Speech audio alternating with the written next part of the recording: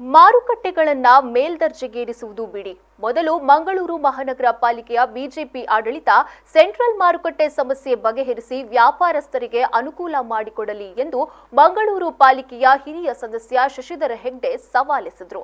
ಅವರು ಮಂಗಳೂರಿನ ಕಾಂಗ್ರೆಸ್ ಕಚೇರಿಯಲ್ಲಿ ಸುದ್ದಿಗೋಷ್ಠಿ ನಡೆಸಿ ಮಾತನಾಡಿ, ಕೋವಿಡ್ ಸಂದರ್ಭ ಸರಿಯಾದ ಯೋಜನೆಯನ್ನೇ ಮಾಡದೆ ವ್ಯಾಪಾರಸ್ಥರನ್ನ ವಿಶ್ವಾಸಕ್ಕೆ ಪಡೆಯದೆ ಅವರ ಭಾವನೆಗಳಿಗೆ ಧಕ್ಕೆ ಮಾಡುವ ರೀತಿಯಲ್ಲಿ ಮಾರುಕಟ್ಟೆ ಬಂದ್ ಮಾಡಲಾಗಿತ್ತು. ನಮ್ಮ ಅವಧಿಯಲ್ಲಿ ನಗರದ 8 ಮಾರುಕಟ್ಟೆಗಳ ಆರಂಭದ ಸಂದರ್ಭ ವ್ಯಾಪಾರಸ್ಥರಿಗೆ ತೊಂದರೆಯಾಗದಂತೆ ಕ್ರಮ ಕೈಗೊಳ್ಳಲಾಗಿತ್ತು. ಆದರೆ ಸೆಂಟ್ರಲ್ ಮಾರುಕಟ್ಟೆ ವಿಚಾರದಲ್ಲಿ ಆರಂಭದಲ್ಲೇ ಮಂಗಳೂರು ಮಹಾನಗರ ಪಾಲಿಕೆಯ ಬಿಜೆಪಿ ಆಡಳಿತ ವೈಫಲ್ಯವನ್ನ ಕಂಡಿದೆ. ನಗರದ ಅಭಿವೃದ್ಧಿಯಲ್ಲಿ ವಿಪಕ್ಷವಾಗಿ ನಾವು ಸಹಕಾರ ನೀಡುತ್ತೇವೆ, ಆದರೆ ವಿರೋಧ ಪಕ್ಷವನ್ನ ಕಡೆಗಣಿಸಿ ಮಹಾನಗರ ಪಾಲಿಕೆಯಲ್ಲಿ ಆಡಳಿತ ನಡೆಸಲಾಗ್ತಾ ಇದೆ. ಮೇಯರ್ ಅಸಹಾಯಕರಾಗಿದ್ದಾರೆ ಎಂದು ಅವರು ದೂರಿದ್ರು. ಮಾರ್ಕೆಟ್ ಅನ್ನು ಮೇಲ್ದರ್ಜೆಗೆ ಏರಿಸುವುದು ಬಿಡಿ, ನಾವು ಮಾಡಿದಂತ ಪ್ರತಿಪಕ್ಷ ನಾಯಕರು ಹೇಳಿದಾಗೆ ನಾವು ಮಾಡಿದ ಮಾರ್ಕೆಟ್ ನ ಶಂಕುಸ್ಥಾಪನೆ ಮಾಡಿ ಈಗ ಉದ್ಘಾಟನೆ ಆಗ್ತಾ ಇದೆ. ಕೆಲವು ಕಡೆ ಕೆಲಸಗಳಾಗ್ತಾ ಇದೆ.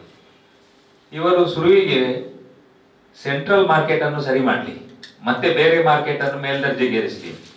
ಒಂದು ಸರಿಯಾದ ಯೋಜನೆ ಇಲ್ಲದೆ ವ್ಯಾಪಾರಸ್ಥರನ್ನು ವಿಶ್ವಾಸಕ್ಕೆ ತೆಗೆದುಕೊಳ್ಳದೆ ಸಾರ್ವಜನಿಕರಿಗೆ ಒಂದು ರೀತಿಯಲ್ಲಿ ಸೆಂಟ್ರಲ್ ಮಾರ್ಕೆಟ್ ಹೇಳಿದ್ರೆ ಎಲ್ರಿಗೂ ಒಂದು ಭಾವನೆ ಇದೆ. ಆ ಭಾವನೆಗಳಿಗೆ ಧಕ್ಕೆ ಬರುವ ರೀತಿಯಲ್ಲಿ ಏಕೆ ಅದನ್ನು ಬಂದ್ ಮಾಡಿದ್ರು, ಯಾವ ಉದ್ದೇಶ ಹೇಳಿ ಗೊತ್ತಿಲ್ಲ. ವ್ಯಾಪಾರಸ್ಥರನ್ನು ಕರೆದು ಒಂದು ಸಭೆ ಮಾಡಿ ಅವರಿಗೆ ಪರ್ಯಾಯ ವ್ಯವಸ್ಥೆಯನ್ನು ಮಾಡಿದ ನಂತರ ಮಾಡಿದ್ರೆ ಅದು ಯಾವುದೇ ಸಮಸ್ಯೆ ಇಲ್ಲದೆ ಆ ಮಾರ್ಕೆಟ್ ಆಗ್ತಾ ಇತ್ತು. ನಾವು ನೋಡಿ ಈಗ 8 ಮಾರ್ಕೆಟ್ ಮಾಡಿದ್ದೇವೆ, ಎಲ್ಲಿಯಾದ್ರೂ ಸಮಸ್ಯೆ ಬಂದಿದ? ಯಾಕೆಂದ್ರೆ ನಾವು ಯೋಜನೆಯನ್ನು ಮಾಡುವಾಗ ಎಲ್ಲರನ್ನು ವಿಶ್ವಾಸಕ್ಕೆ ತೆಗೆದುಕೊಂಡು ವ್ಯಾಪಾರಸ್ಥರನ್ನು ವಿಶ್ವಾಸಕ್ಕೆ ತೆಗೆದುಕೊಂಡು ಎಲ್ಲ ಕಡೆಗೆ ವ್ಯವಸ್ಥಿತ ರೀತಿಯಲ್ಲಿ ಮಾಡಿದ್ದೇವೆ. ಇದು ಇವರು ಪ್ರಥಮ ಹಂತದಲ್ಲಿ ವೈಫಲ್ಯವಾಗಿದೆ ಇವರ ಯೋಜನೆ. ಈ ಸೆಂಟ್ರಲ್ ಮಾರ್ಕೆಟ್ ಅಂದ್ರೆ ಮಂಗಳೂರಿನ ಒಂದು ಪ್ರತಿಷ್ಠಿತ ಮಾರ್ಕೆಟ್. ಈ ಯೋಜನೆಯೇ ವೈಫಲ್ಯ ಆಗಿದೆ. ಮತ್ತೆ ಬೇರೆ ಮಾರ್ಕೆಟ್ ಅನ್ನು ಎಲ್ಲಿ ಮೇಲ್ದರ್ಜೆಗೆ ಏರಿಸುವುದು?